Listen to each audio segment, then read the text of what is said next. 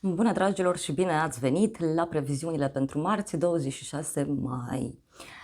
Este o zi în care, uite, suntem în Marele Preot, care vorbește despre credințe, despre ideea de principii și, de asemenea, să știți că Marele Preot vorbește despre reguli clare, despre ghidare, despre decizii care trebuie luate corect, da?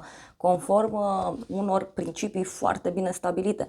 Marele Preot vorbește și despre contracte, asocieri, parteneriate, tot ceea ce ține de învățământ, studii, deci pot fi, știu eu, de fapt poate să fie și o zi în care, uite, persoanele pe care noi le respectăm, da, uite, tocmai acestea ne putem ajuta, sau chiar ideea de respect de sine, da, asta poate să ajute foarte mult în ziua de marți.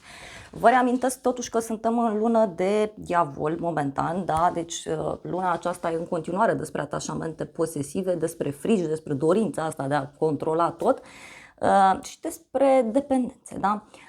Mai mult decât atât, uite, în ziua de marți 26 suntem îndrăgostiții și Marea Preoteasă. Deci e despre alegeri, e despre stăpânire de sine, să știți, și mai mult decât atât este despre a face niște alegeri mature. Da?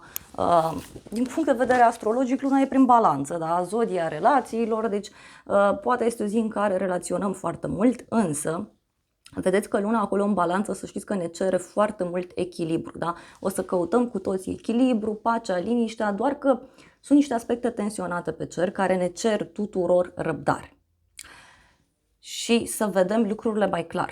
Însă nu știu cât de mult o să fie posibil, da? Pentru că tot marți, ziua lui Marte, da, face aspecte bune pe la noduri, ne ajută, dar face și o quadratură la grad exact cu Pluto din Vărsători. Quadratura asta se simte de ceva timp, o să se mai simtă, dar ea e la grad exact în ziua de marți. Și aici iar discutăm despre presiune, ambiție, ideea de control, da? Și tensiunea aceasta legată de bani și de putere. Da? Oricum, valorile Uranus le-a întors pe toate părțile, cât a stat acolo în Taur. Din iunie intră puțin și Chiron prin Taur. Da?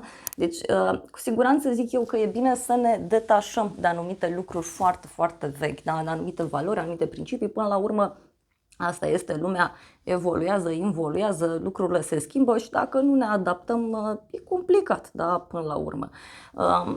Mai mult decât atât, să știți că poate să fie și o zi care aduce clarificări, în general vorbind. Până la urmă, zic eu că poate să fie și o zi în care, uite, primim o veste importantă, da? Luăm niște decizii în iubire, în colaborări, clarificăm diferite lucruri. Da? Însă ni se cere, repet, prudență, răbdare, ni se cere, știu eu, să nu reacționăm neapărat din frică. Da? Nu neapărat din frică, ci mai degrabă poate chiar să luăm lucrurile cu calm și să verificăm informațiile, da? Să nu le forțăm.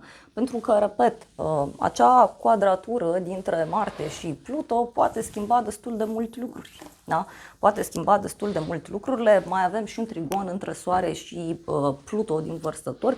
Deci mai mult decât atât, știu eu, pot fi și schimbări destul de puternice, poate chiar la dublu. Da? Acum ni se cere să nu fim și foarte superficiali, pentru că Soarele în continuare, da, e prin quadratură pe la noduri. Nu e la grad exact, dar e suficient cât să se simtă. Așa că, dragilor, na, ziua de marți poate să aducă, știu eu, tot felul de tensiune așa în viața fiecăruia. Da? Trebuie să fim atenți și la ideea de confuzie în această zi. Da? Dar, știu eu, confuzie, intuiție, trebuie să facem diferența, da? Între ideea de intuiție și ideea de frică și nu trebuie să insistăm, să ne ambiționăm în ziua de marți dacă ceva nu mai merge, da? Cum a fost cândva.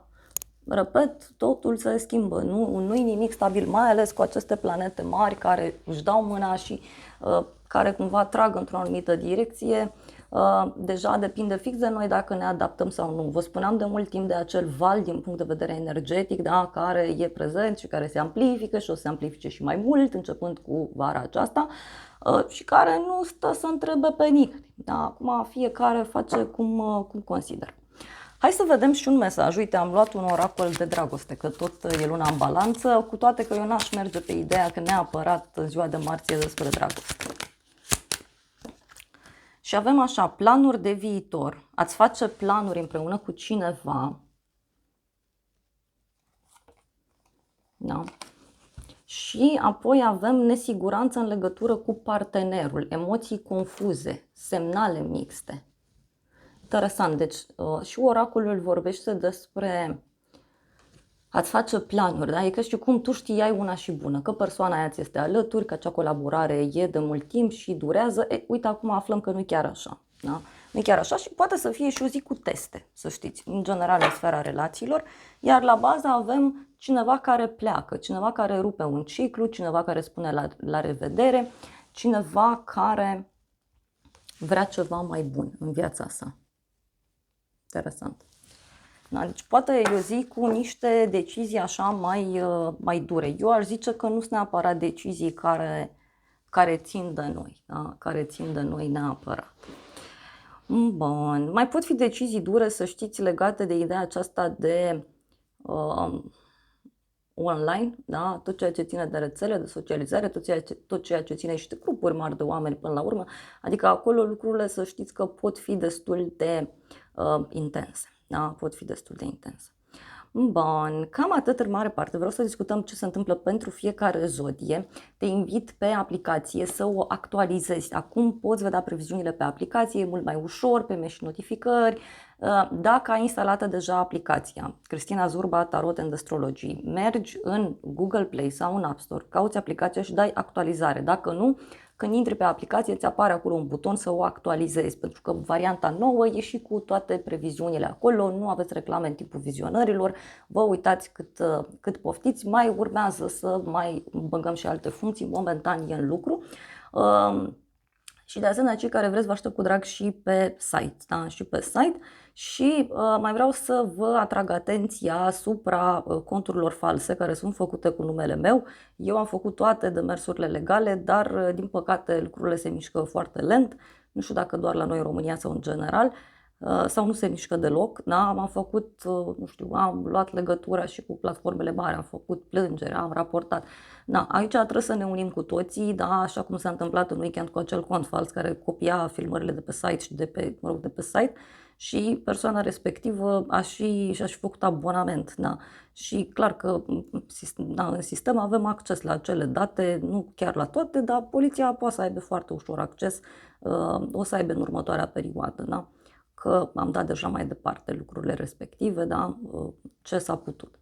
Așa că, fiți foarte atenți, sunt foarte multe persoane care înșeală, e o perioadă așa mai ciudată, eu sincer chiar mă gândeam serios în weekend să vă fac un video sau să fac un live prin care să anunț că o perioadă mă retrag și că iau pauză, pentru că e foarte multă presiune pe mine, efectiv.